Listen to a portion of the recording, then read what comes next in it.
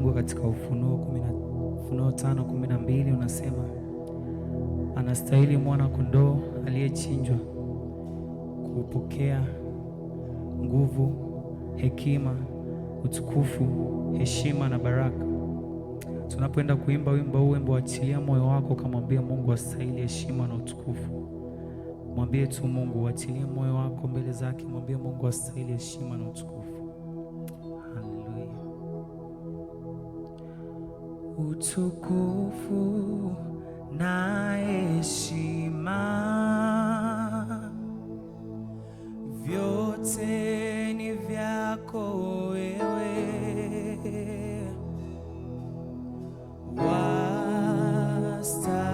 wastahili,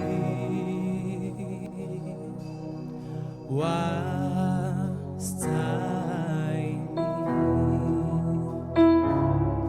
Uliacha enzi yako na mamlaka yako mbinguni, ukashuka kutukomboa,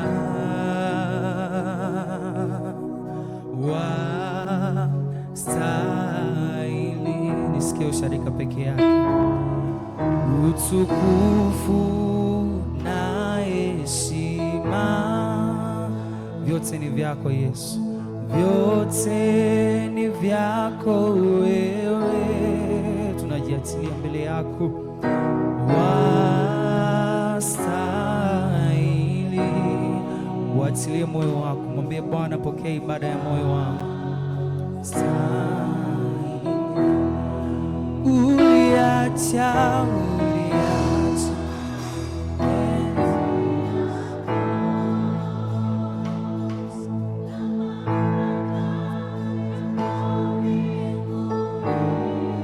ukashuka,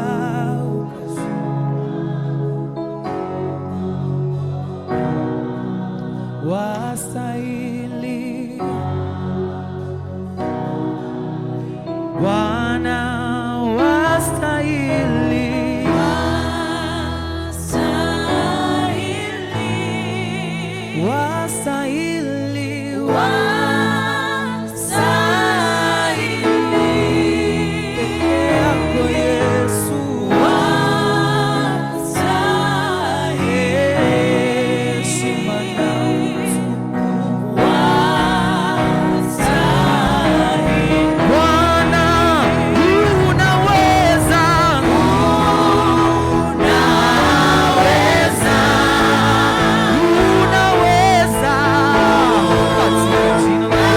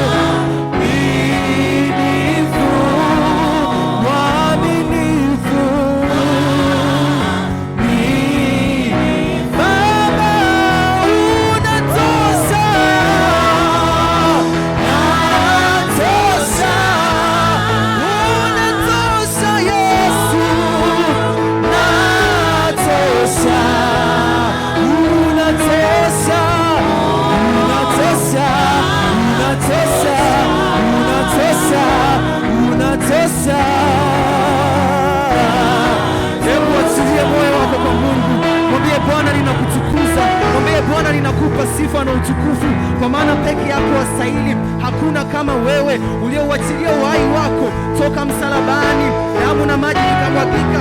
Hiyo yote ni kwa ajili ya kunikomboa mimi, hiyo yote ni kwa ajili ya kunikomboa mimi, hiyo yote ni kwa ajili ya kunikomboa mimi. Mwambie Bwana, ninakushukuru, narudisha tu sifa na utukufu, narudisha tu sifa na utukufu, kwa maana peke yako wastahili, kwa kwa maana peke yako unaweza, kwa maana peke yako wastahili. Mwambie Bwana unaweza, mwambie Bwana wastahili. Hakuna mwingine kama wewe katika haya maisha tutakayeweza kumwambia anastahili. Ulitoa uhai wako kwa ajili ya maisha yetu sisi.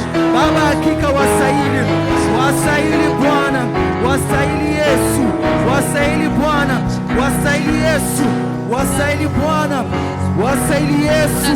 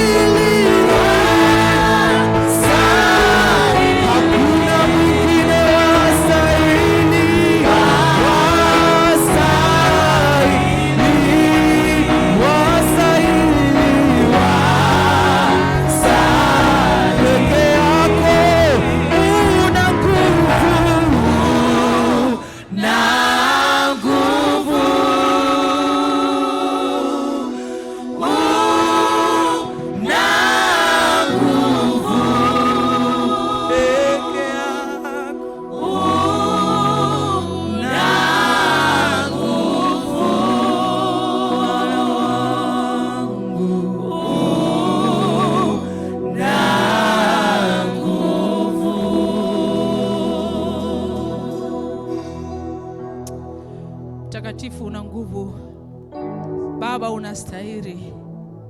Jemedali, uketie mahali pa juu palipoinuka. Sifa ni za kwako, heshima ni ya kwako. Watoto wako tuko mbele ya madhabahu hii Bwana, tukikurudishia wewe utukufu, tukikurudishia wewe sifa. Sante Bwana kwa neema ulioachilia kwetu siku ya leo. Sante Bwana kwa ukuu wako ulioonekana siku ya leo. Sante Bwana kwa ajili ya watoto wako ambao wanaendelea kukuinulia sifa peke yako Jehova. Baba, tunakualika saa hii na wakati huu tunapokwenda kula na kunywa mezani pako Bwana.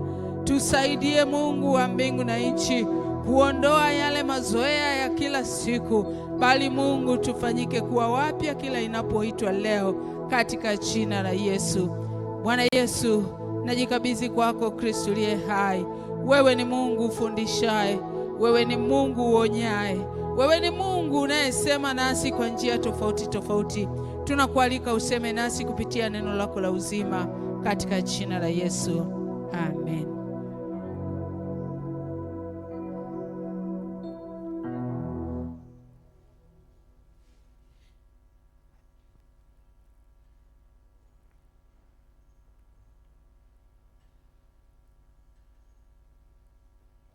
Maneno ya Mungu tunayoshirikiana na siku ya leo, ambayo hasa ni ujumbe wa CCT Taifa mahali popote pale walipokwenda. Huu ni ujumbe mahususi kwa ajili ya mwaka huu.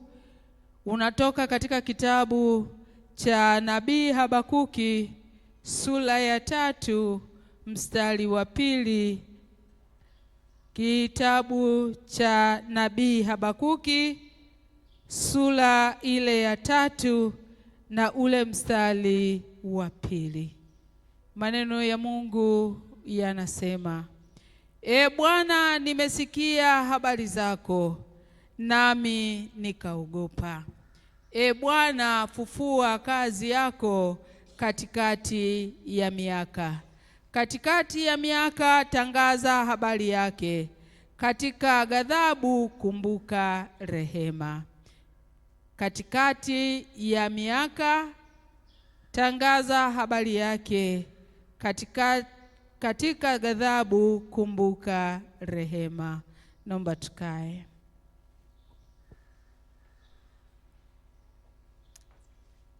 Hii ni sala ya Nabii Habakuki, miongoni mwa manabii ambao waliitwa kwa ajili ya kutoa ujumbe kwa watu lakini tunamuona Habakuki, ujumbe wake mkuu ni kilio ambacho anakiachilia kwa ajili ya taifa lile la Yuda ambalo lilikuwa limemwacha Mungu, ambalo lilikuwa likitenda dhambi, ambalo halikumtegemea Mungu katika kila jambo ambalo alifanya. Kwa hiyo ujumbe wake mkubwa yeye ilikuwa ni sala, ilikuwa ni maombi kwa Mungu, kwamba Mungu afanye jambo katikati ya taifa ambalo limegeuka upande mwingine, limemwacha Mungu. Lakini kabla hatujaingia zaidi, naomba tuangalie nini maana ya neno Habakuki. Neno Habakuki ama jina hili Habakuki, maana yake ni kukumbatia, kukinga kwa mkono, ama kushikilia kwa karibu. Kukumbatia, kukinga kwa mikono, ama kushikilia kwa karibu. Kwa hiyo kiroho tunasema kwamba Habakuki alimkumbatia Mungu kwa imani. Imani yake, pamoja na kwamba katika nchi aliyokuwa anaishi, katika mji aliyokuwa anaishi, kulikuwa na changamoto ya watu kumwacha Mungu, lakini yeye alisimama katika imani ya kweli.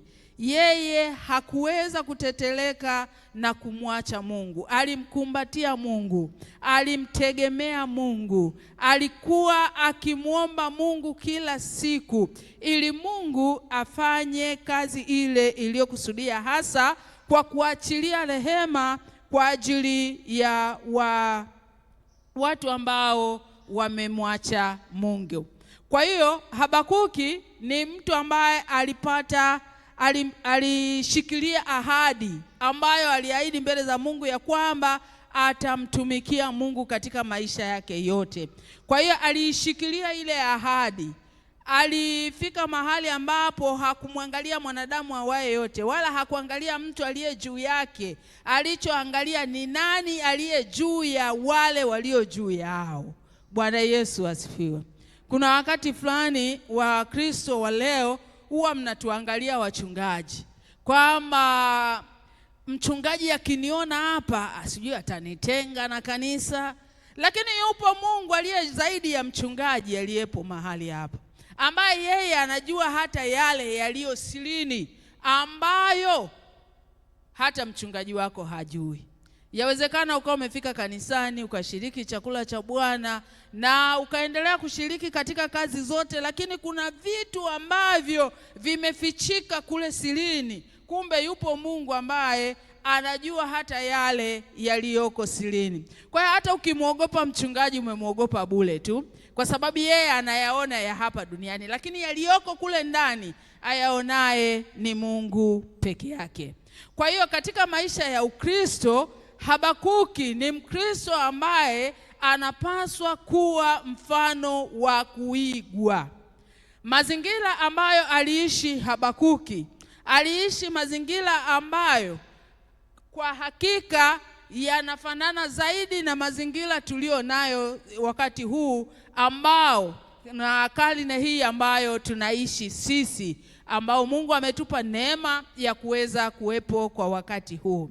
Habakuki ameishi katika mazingira ambayo taifa la Yuda, wale wenye mamlaka, walizitumia mamlaka zao vibaya. Wale wenye neema ya kupata nafasi katika serikali, katika kanisa, walitumia zile nafasi kuwadhulumu watu wengine. Maskini hawakuwa na nafasi wala hawakuwa na chao. Kwa hiyo hata huyu maskini, hata kile kidogo alichokuwa nacho, alikuwa amedhulumiwa. Kwa nini? Kwa sababu hakuna haki iliyokuwa ikitendeka kwa wakati ule. Na kwa namna hiyo hiyo basi, Habakuki alifika mahali akafikiri sana, akajiuliza sana, kwa nini uovu unaendelea? Kwa nini uovu haukomi? Akapiga magoti mbele za Mungu, akaomba sana. Kwa nini? Kwa sababu jina lake liliashiria amani. Jina lake liliashiria kumpenda Mungu. Jina lake liliashiria kukaa miguuni pa Kristo na kumsikiliza Kristo anataka kusema nini. Lakini leo hii majina mengi ambayo tunawapa watoto au majina mengi tuliopewa na wazazi wetu, yamkini tulipewa majina kulingana na changamoto ambazo zimetokea kwenye familia zetu, na yale majina yameendelea kuyatesa, na yale majina yameendelea kuitesa familia, na yale majina yameendelea kuwafanya waliopewa majina yale kuambatana na miungu ya mahali pale walipoliomba lile jina. Asubuhi nikawaambia kwamba mimi mama yangu alipewa jina ambalo limemtesa mpaka anaingia kaburini. Alipewa jina aliitwa Tabu. Kwa hiyo kupewa jina la Tabu, sijajua alipata jina kutoka kwa nani, mimi sijui, lakini ninachojua kwamba alipewa hili jina akaitwa Tabu. Mama yangu ameendelea kupata tabu, ametulea kwa tabu, na tumeendelea kuishi kwa tabu kulingana na jina lake alilopewa. Kwa hiyo kwa maisha ambayo tumeendelea kuyaishi ni kwa tabu, tabu, tabu, tabu, tabu mpaka mama alipoondoka katika ulimwengu huu. Lakini ashukuriwe Bwana wa mbingu na nchi kwamba tulipopata neema ya kujua asili za majina ambayo wazazi wetu walipewa, sisi hatukuwapa watoto wetu. Kwa nini? Kwa sababu tulijua ni taabu. Unajua kuna wakati fulani unaweza ukafika mahali ambapo mtoto wako akapewa jina la babu, hujui babu aliunganishwa na miungu ipi, alafu yule mtoto akatembea katika nyayo za babu. Tunafika mahali tunasema huyu mtoto anafanana na babu yake, mwendo wake sawa na babu yake, sijui kula kwake sawa na babu yake, yaani kila kitu sawa na babu, sawa na babu, sawa na babu. Kwa nini? Kwa sababu ya kurithi majina ambayo hayampi Mungu utukufu. Nimesema mama yangu mimi aliitwa Tabu, na kwa namna hiyo hiyo kuna dada yetu sisi ambaye ni binamu yetu, kwa sababu ya shangazi yake naye akapewa jina Tabu. Naposema yuko hai na anaishi kwa tabu kweli mpaka sasa. Tasikia leo nina changamoto fulani, mara sijui, yani vitu vingi vingi. Manake nini? Ule mnyololo wa tabu unapita. Uliyepata neema, kata mnyololo huo, muabudu Mungu aliye hai, mpe mtoto jina ambalo litampa Mungu utukufu, litamuonyesha njia ya kwenda, litamuonyesha mahali pa kupita, ambapo hata jutia kupewa jina hilo. Kwa hiyo wewe uliyepewa neema hiyo, kata ule mzizi wa mababu zetu wa kurithisha majina ya watoto, alafu mwambie Mungu kwamba ashughulike na watoto hao. Wapeni watoto majina ambayo ni mazuri, ambayo yanampa Mungu utukufu, ambayo yanamuonyesha mwanga. Unakwenda kumpa mtoto majina madawa, tabu, unaenda kumpa mtoto shida. Mungu atusaidie sana katika hilo. Bwana Yesu asifiwe. Habakuki jina lake lilikuwa ni kumkumbatia Kristo. Kwa hiyo katika hilo aliishi katika imani ile ile ya kumkumbatia Kristo. Pamoja na kwamba kipindi alichoishi kilikuwa ni kipindi kigumu kwake, ilikuwa ni kipindi chenye adha nyingi kwake, kilikuwa ni kipindi chenye dhuluma nyingi kwake, lakini bado alimkumbatia Kristo. Hakuacha, alisimama akamwomba Mungu kwamba Mungu, kwa nini uovu unazidi mahali hapa? Kwa hiyo kipindi cha Habakuki kiujumla ni kipindi ambacho kilikuwa kimejaa dhuluma nyingi, haki haikutendeka, watu waliishi kwa mazoea.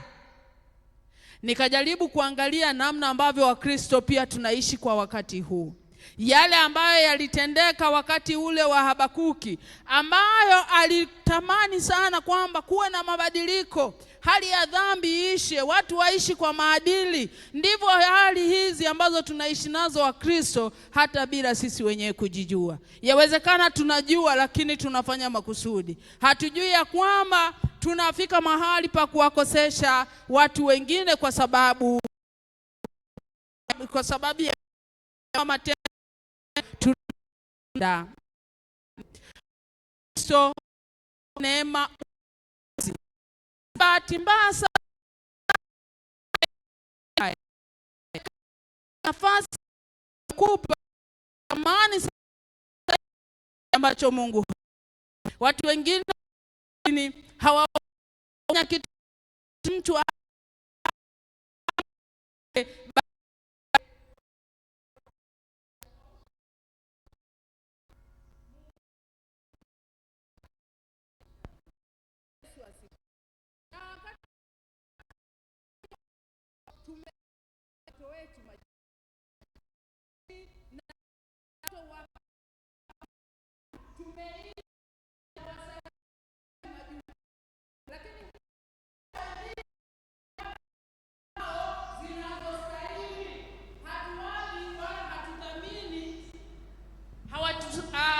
hatuthamini namna ambavyo wao wameibeba familia yetu.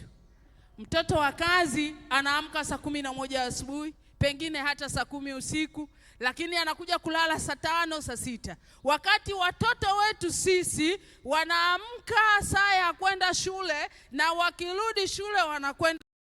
Lakini watoto wa kazi hawajapata hizo nafasi. Ujue kwamba huyu mtoto unamdhurumu haki yake ya kuweza kupumzika, unamdhurumu haki yake ya kuweza kufanya kile ambacho alitamani kukifanya kwako. Kwa wakati fulani hata kauli zetu tunazozitoa kwa watoto hawa sio zile kauli ambazo zinawapa faraja. Hata unapofika kanisani au unamwambia leo Jumapili tunatakiwa kwenda kanisani, anakuja kanisani, hasikii neno la Mungu. Anachosikia anaanza kujiuliza kwamba hivi huyu baba ndio anaenda anatembea kwa utakatifu, anaenda kutoa sadaka, wakati huku nyumbani mimi sioni. Kwa hiyo yani ule mtoto mawazo hayapo kanisani, mawazo yake yapo kukuangalia wewe. Kwa hiyo hata ukija naye hapa anaangalia picha tu, lakini uwepo wake haupo hapa. Anafikiri nikirudi nyumbani mama ataniambiaje katika hilo. Bwana Yesu asifiwe. Bwana Yesu asifiwe. Lakini haki hii ambayo tunawakosesha watoto hawa ambao wanatusaidia kazi majumbani, tunawakosesha hata watoto wetu wa kuwazaa wenyewe. Kwa nini tunawakosesha hata watoto wetu wa kuzaa wenyewe? Mtoto huyu anatakiwa ajifunze kazi za mikono, lakini kwa sababu yupo houseboy, kwa sababu yupo house girl, huyu mtoto hawezi hata kujifulia nguo yake ya ndani, hawezi. Anafika mpaka form 4 hawezi hata kufua soksi. Kumbuka huyu mtoto hautaishi naye wewe milele. Kumbuka huyu mtoto atatoka kwenda maeneo mengine. Na haya tunayasema kwa sababu wazazi walio wengi tunafikiri ndivyo tunavyowalea watoto wetu. Kumbe tunawakosesha watoto wetu, kwa sababu hata atakapokwenda mahali pengine ataona kama anateseka, lakini kumbe hateseki, anafundishwa nini cha kufanya. Na ukitaka kuthibitisha hivi, fuatilia ndoa nyingi za watoto wetu tuliowalea kwenye mazingira hayo, ya kwamba hao watoto ndoa zao zimekuwa changamoto. Lakini ndoa za house girl ambao sisi tulifanya kama wanafanya kazi kwa ajili ya watoto wetu, ndoa zao zinaimarika kwa sababu anajua kufagia, anajua kupika, anajua kutandika kitanda, anajua kila kitu. Wewe uliona kama unampa adhabu, kumbe unamtengenezea maisha yake. Kwa hiyo hata huyu mtoto wa kwetu unamdhurumu, unampotezea ile haki ya kuwa mama bora. Tutubu. Tumwombe Mungu atuachilie rehema kwetu, kwamba hatukulea watoto wetu katika maadili ambayo yanastahili.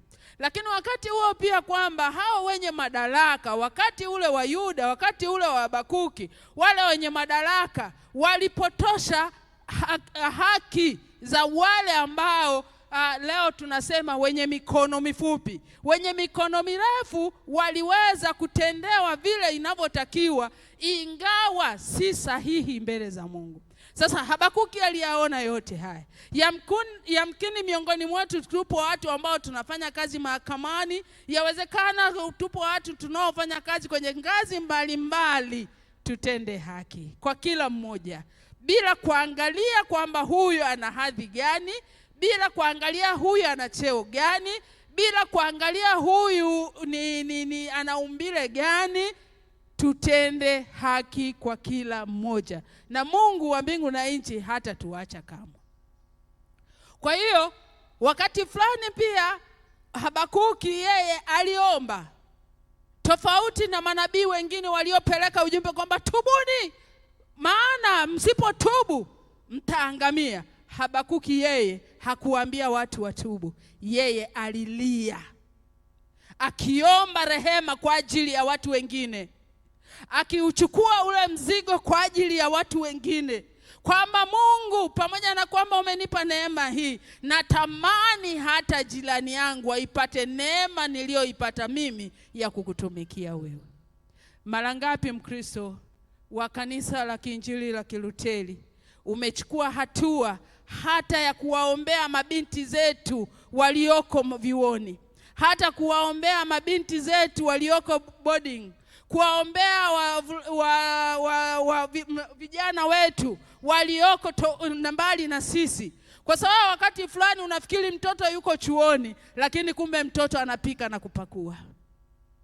Mara ngapi umechukua hatua hiyo ya kuwaombea hawa vijana wetu vyuoni? Mara ngapi umewaombea hata wale malekcha wao ambao pia wakati fulani wamekuwa sababu ya kuharibu vizazi vya watoto wetu? Mara ngapi umechukua hatua hiyo ya kuomba?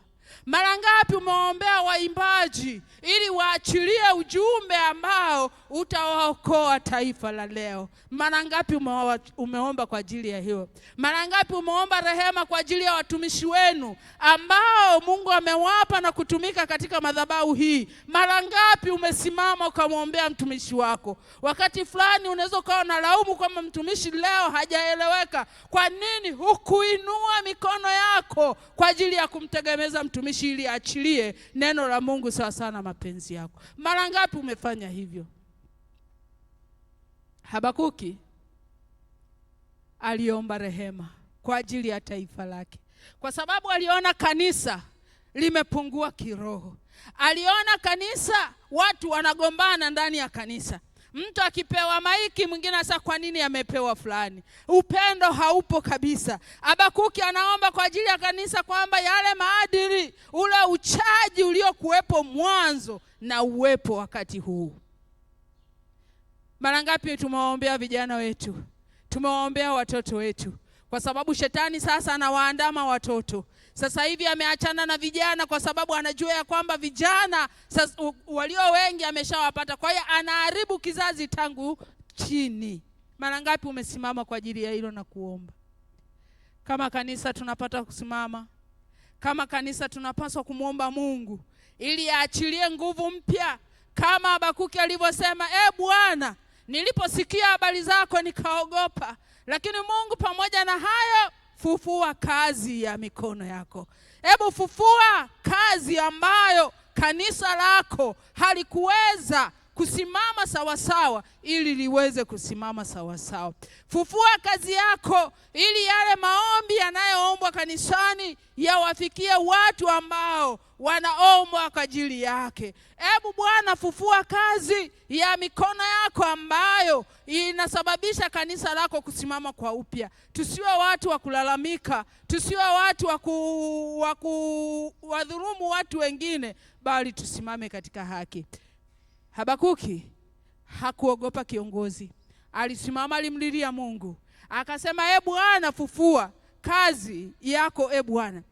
Mungu, simama kwa ajili ya taifa hili ili maadili yarudi, ili maisha mengine yanayokupa wewe Mungu utukufu yawe sawa sawa na mapenzi yako.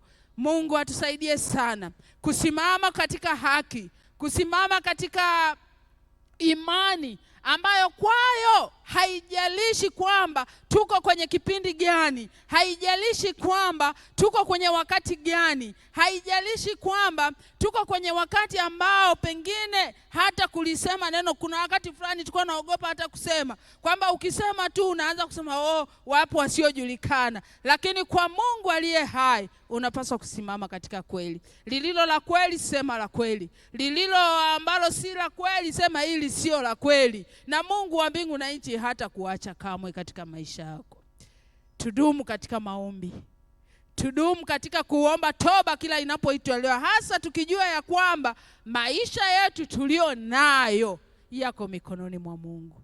Haijalishi una cheo gani, haijalishi wewe ni nani kwenye nchi, unapaswa kuomba rehema kwa ajili ya familia, unapaswa kuomba rehema kwa ajili ya kanisa, unapaswa kuomba rehema kwa ajili ya taifa lako, na Mungu wa mbingu na nchi awabariki. Amen.